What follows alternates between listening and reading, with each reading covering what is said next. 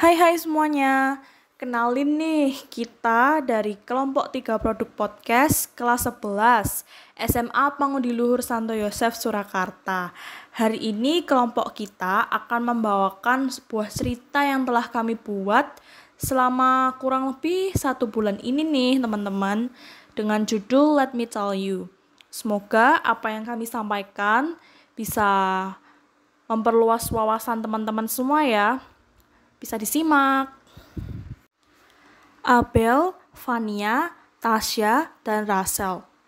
Keempatnya adalah siswa SMA kelas 11 yang sedang menempuh pendidikan di SMA yang cukup dikenal, yaitu SMA Pangudiluhur Santo Yosef Surakarta. Abel, Vania, dan Rachel berasal dari jurusan yang sama, yaitu IPS. Hanya saja, Rachel berada di kelas yang berbeda dengan Abel dan Vania. Sementara Tasya berasal dari jurusan Bahasa dan Budaya atau BB. Mereka berempat saling kenal karena suatu event yang diselenggarakan oleh sekolah dalam kegiatan OSIS. Karena sudah lama tidak bertemu, mereka memutuskan untuk bertemu secara virtual menggunakan Zoom meeting yang sudah banyak digunakan oleh masyarakat 2 tahun belakangan ini. Hey guys, halo, lama gak ketemu ya kita. Kalian apa kabar? Pada sehat kan? Hai Bel, iya ya, udah lumayan lama kita gak ketemu. Terakhir ketemu juga waktu event OSIS itu. Kalau kabar aku sehat nih, tapi agak meleot dikit kayaknya. Hai Bel, aku juga sehat nih. Kamu apa kabar? Abel sehat dong pastinya. Abel kan hobinya ngedance. Pastinya badannya full energi terus tuh. Selain itu, dance juga melatih kelenturan serta kelincahan badan. Jadi hobi Abel ini benar-benar bermanfaat banget deh, ya nggak Bel? Bisa aja kamu Van. Iya Tasya, aku sehat dong pastinya. Full energi terus aku. Kayak yang dibilang Vania. Dance ini bermanfaat banget loh buat aku pribadi. Aku lebih merasa happy, meningkatkan daya ingat, dan membuat daya tahan tubuh aku jadi lebih kuat. Wah, banyak juga ya manfaat dance. Apalagi kamu hobinya dance, pasti asik banget ngelakuin hobi yang bermanfaat banget. Iya juga ya. Ngomong-ngomong, kabar kamu juga baik kan Rachel? Baik dong pastinya. Event OSIS itu kapan sih? Kalau udah lumayan lama, berarti kita temenannya juga udah lumayan lama lah ya. Event OSIS itu seinget aku udah 3 bulan lalu deh. Berarti kita udah 3 bulanan ini temenan gara-gara kenal di event OSIS. Ya, gak kerasa ya. Kita udah lumayan lama temenan. Lama apaan? Baru 3 bulan kok lama. Iya sih, tapi bolehlah. Hahaha. Kalian sadar gak sih kalau di era modern ini banyak banget penyimpangan yang dilakukan beberapa orang? Penyimpangan kayak gimana? Itu loh, hamil di luar nikah. Ujung-ujungnya juga cowoknya gak mau tanggung jawab. Bener tuh. Terus karena nggak mau malu, pihak perempuan melakukan aborsi. Padahal anaknya belum lahir. Udah dibunuh aja. Padahal dia nggak salah apa-apa. Sebenarnya alasan pihak perempuan melakukan aborsi itu bukan karena keinginan semata loh. Seseorang memutuskan untuk melakukan aborsi pasti karena terpaksa oleh keadaan, dan mereka sedang terjepit dalam konflik dengan keluarganya ataupun dengan dirinya sendiri, sehingga berpikir bahwa tindakan aborsi adalah sebuah pilihan yang tepat. Betul tuh, setuju. Seharusnya kalau ada orang yang merasa bahwa menggugurkan kandungannya, kita harus memberikan pendampingan atau menemani secara manusiawi, agar mereka bisa kembali menghargai hidup dan bayi yang sedang dikandungnya. Keren tuh yang dibilang sama Abel. Tapi iya loh, kita nggak boleh ninggalin orang yang lagi putus asa kayak gitu. Biar nggak berkelanjutan. Nah iya tuh, betul. Sepemikiran banget sama aku. Masa? Iya elah Bel. Bercanda. Kalian tuh kenapa sih? Oh iya, kalian tahu kain songket kan ya? Pasti tahu lah ya. Ya tahu Van. Ya kali nggak tahu. Kenapa emangnya? Nah, kemarin aku tuh sama temen-temenku foto-foto kan pakai kain songket dan kita upload di YouTube dan akun Instagram kita. Nggak nyangka, ternyata rame banget dan banyak orang yang suka lihat kita pakai kain songket itu. Wah, komennya gimana, Van? Yang jelas banyak komen positif dan banyak yang nanya juga sih di mana aku beli kain songket itu. Wah, GG pasti kalau kita bikin bisnis kain songket. Bakal laris manis nggak sih? Pasti laku banget tuh. Sabi deh kalau kita jualan itu.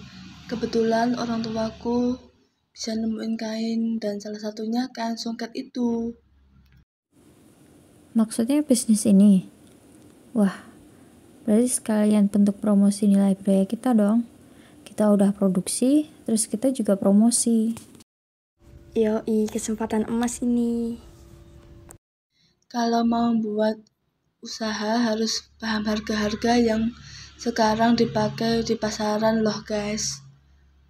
Sama kalau jualan harus paham sama BEP. BEP? Kayak pernah denger deh. Itu loh Van, di pelajaran PKBU udah pernah diajarin juga sih. Makanya kamu ngerasa udah pernah denger gitu loh. Walah, itu toh titik impas. Nah, betul bahasa Indonesianya titik impas, kalau di bahasa Inggrisnya BEP atau break even point. Oh iya, BTW Sal, terusin dong tadi. Kenapa kita harus paham sama BEP atau BEP? BEP itu kan dipakai buat mencari titik impas. Jadi saat melakukan bisnis atau penjualan, kita nggak rugi. BEP sendiri punya 3 unsur nih. Yang pertama ada biaya tetap, yang kedua ada biaya variabel, dan yang ketiga ada harga jual. Nah, kita harus paham dan bisa memilah mana yang masuk biaya tetap, mana yang masuk biaya variabel, dan mana yang masuk biaya tetap. Wah, ribet juga ya. Tapi kalau nggak gini, nggak akan berhasil bisnis atau usaha kita sih. Kalau seingat aku nih, biaya tetap itu kayak gaji karyawan, biaya sewa. Terus kalau biaya variabel tuh kayak bahan-bahan yang dibutuhin buat bikin suatu karya gitu loh. Terus juga upah lembur itu termasuk. Betul tuh, pokoknya kalau biaya tetap itu nggak akan berubah atau sudah paten. Kalau biaya variabel bisa berubah-ubah sesuai dengan kebutuhannya. Kayak alat itu termasuk biaya tetap, soalnya alat bisa dipakai berkali-kali buat menghasilkan suatu kerajinan. Terus kalau bahan itu termasuk biaya variabel. Kenapa? Soalnya dari masing-masing kerajinan atau ide bisnis pasti membutuhkan bahan yang berbeda dengan jumlah yang berbeda. Betul tuh, langkah terakhir kalau sudah bisa memilah sama nentuin biaya tetap sama biaya variabel, kita tinggal nentuin harga jualnya. Bikin harga jualnya itu juga nggak main-main loh guys. Soalnya nentuin harga jual itu pakai BEP. Ada rumusnya, misal BEP-nya itu 10.000, terus kita sebagai pengrajin pengen keuntungan atau laba 20%, berarti harga jualnya 12.000. Kenapa bisa 12.000? Soalnya 20% dari 10.000 itu 2.000. Jadi tinggal ditambahin saja deh BEP-nya. 10.000 sama 20% dari 10.000. Tadi kan 2.000. Jadi harga jualnya 12.000. Bener kan, Sel? Pinter itu kalian. Tadi mah cuma lupa sekejap saja karena materinya sudah lewat. Pas dibahas lagi, lancar lagi ya. Iya juga ya. Tadi lupa dikit, sorry ya. BTW enaknya jualan apa ya? Kalau manfaatin kain songket tadi agak sayang nggak sih? Kan nenunya susah ya, mahal lagi. Gimana kalau kita manfaatin limbah aja? Wih, boleh tuh Van. Gimana kalau kita bikin kap lampu? Dari bahan apa tuh, Bel? Dari bahan limbah botol plastik bekas aja gimana? Jadi kita bisa ngurangi limbah-limbah. Boleh tuh, boleh. Seru juga kayaknya. Tapi cara bikinnya ribet gak, Bel? Iya nih Bel, jangan yang susah-susah deh. Kita kan masih harus sekolah juga. Takut nanti kalau semisal laku dan ada pesanan, kita nggak sempat bikinnya. Tenang guys, tenang. Bikinnya gampang kok. Bentar ya, aku cariin dulu langkah-langkahnya. Aku dapat ini dari temanku di Jerman. Jadi langkah-langkahnya bakal pakai bahasa Inggris nih. Punya teman internasional nih. Oke deh, oke. Ditunggu, Bel. Oke, sudah nih aku share di grup WA ya. Nah, itu guys, langkah-langkahnya atau prosedurnya. Gak paham nih. Anak bahasa dan budaya tolong diterjemahin dong. Tuh, Tasya suruh terjemahin aja tuh. Waduh, kok aku? Tapi kalian pasti paham lah. Masa iya nggak paham sih? Lengkap deh ya pokoknya yang ada di prosedur teks. Kelihatannya cuma langkah-langkah saja. Tapi ternyata banyak juga hal penting di dalamnya. Oh ya, ngomongin soal ide jualan kita, aku tadi iseng-iseng bikin iklan jualan kita loh. Wah bener-bener udah kepikiran aja loh, padahal kita cuma bahas ide doang tadi. Kan bisa aja kedepannya kita jualan beneran. Hahaha. Iya, boleh aja itu. Iklannya kayak gimana, Syah? Biasa aja sih, ya kayak gini doang kok. Wah, boleh juga tuh diposting. Nanti kalau ada yang nanyain, ya kita proses bikin aja ya nggak? Siapa tahu kita bisa bisnis beneran kan? Oke, tenang guys. Nanti bakal aku upload kok. Aku seneng banget sama temanku yang dari Jerman ini. Dia sharing ke aku, dia bilang kalau dia suka banget sama kamar baru dia. Wah, temenmu asik juga ya, Bel? Haha, syukur deh, aku juga seneng banget punya temen kayak dia. Itu dia ngomong apa, guys? Itu tuh dia bilang kalau dia seneng banget sama kamar barunya. Aku baru mau belajar bahasa Jerman dikit-dikit nih. Gak apa-apa, Sel. Kita juga lagi belajar kok. Iya, Sel, kita juga lagi belajar kok. Di rumahku hujan nih, di rumah kalian gimana? Iya nih, rumahku juga hujan. Lah ini anaknya udah balik. Maklum lah guys, ini kan masuk musim penghujan, jadi ya pasti hari-hari turun hujan tuh. Udah mulai banyak juga berita bencana banjir di sosmed dan di televisi. Iya nih, tadi aku juga lihat berita kalau di 4 desa yang ada di wilayah Kabupaten Malang, Jawa Timur terdampak bencana banjir akibat hujan. Terus juga intensitasnya tinggi yang terjadi di wilayah itu pada Senin kemarin sih. Wah, iya bener banget. Aku juga akhir-akhir ini melihat berita menayangkan banyak sekali berita bencana banjir. Karena curah hujan yang tinggi. Di perkotaan pasti rawan terkena banjir, misalnya Jakarta, kota yang sangat padat. Karena banyak sekali bangunan-bangunan, jadi menyebabkan kurangnya resepan air di daerah tersebut. Gitu deh. Iya, bener Van. Tapi bener loh, Jakarta bener-bener padat banget sekarang karena banyak bangunan-bangunan yang bermunculan seiring dengan bertambahnya tahun. Tahun ke tahun dalam bangunan bahkan bisa memiliki bangunan. Apalagi di masa pandemi kayak gini, tambah banyak lagi bangunan yang dibangun secara darurat untuk menangani kasus COVID-19. Jadi otomatis dana yang dipakai buat bangun fasilitas kesehatan untuk menangani kasus COVID-19 itu pakai dari dana yang harusnya dipakai buat kegiatan lain gak sih? Betul tuh, dana yang dipakai buat memenuhi kebutuhan fasilitas kesehatan bagi masyarakat yang terdampak COVID-19 diambil dari dana yang seharusnya digunakan untuk membangun infrastruktur di Indonesia. Infrastruktur pada masa penjajahan kolonial Belanda itu berkembang pada masa itu. pemerintah Belanda membangun infrastruktur dalam bidang pendidikan, contohnya sekolah-sekolah yang dibutuhkan oleh bangsa dan pemerintah Belanda untuk belajar. Coba, ada yang tahu tidak apa tujuan negara Belanda membangun sekolah di Indonesia? Jadi bangsa Belanda pada masa penjajahan dahulu mendirikan sekolah. Awalnya hanya digunakan untuk memenuhi kepentingan bangsa Belanda saja. Terus juga tujuan Belanda membangun sekolah sebagai bagian dari politik etis untuk balas budi kepada rakyat Indonesia dari keuntungan sistem tanam paksa. Di samping itu, untuk mendidik tenaga birokrat, yaitu pegawai negeri, dokter, dan insinyur yang diperlukan oleh pemerintahan Belanda dan perusahaan Barat. Oleh karena itu, bangsa Indonesia menjadi ikut belajar. Bener tuh, terus apa lagi ya? Dibangunnya rel kereta api juga tuh. Rel kereta api dibangun karena akan digunakan untuk memenuhi kepentingan Belanda untuk mengangkut garam, manusia, dan lainnya dari satu tempat ke tempat lain.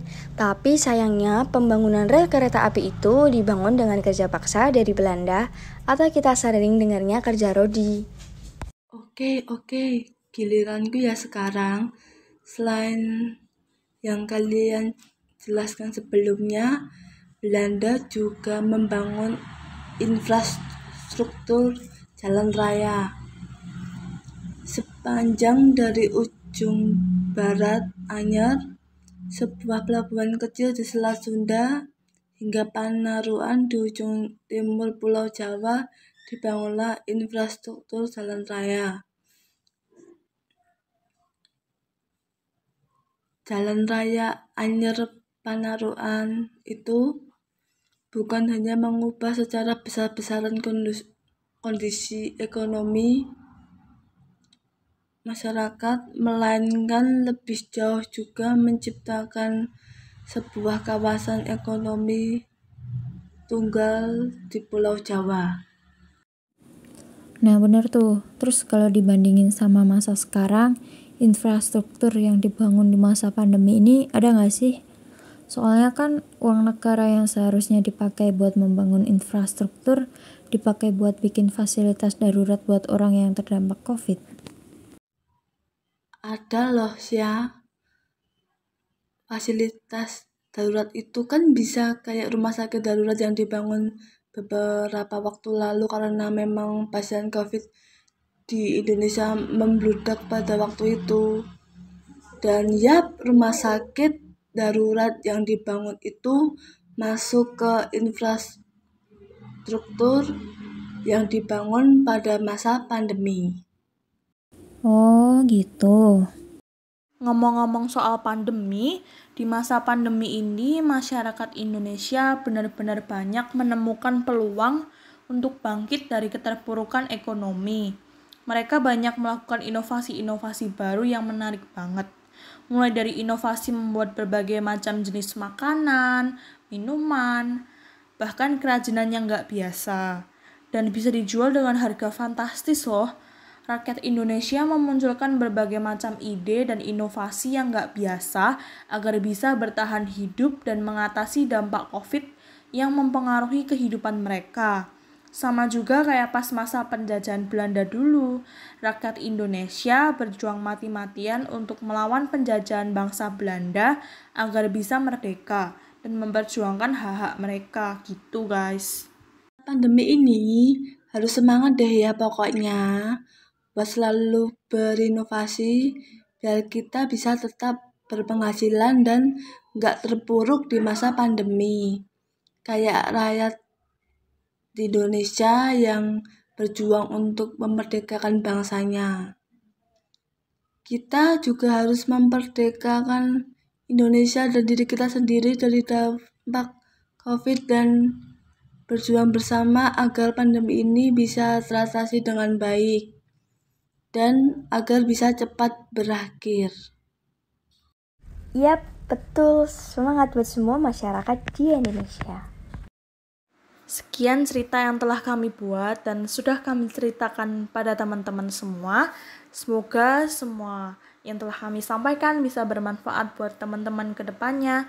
Sampai jumpa di lain kesempatan. Bye-bye.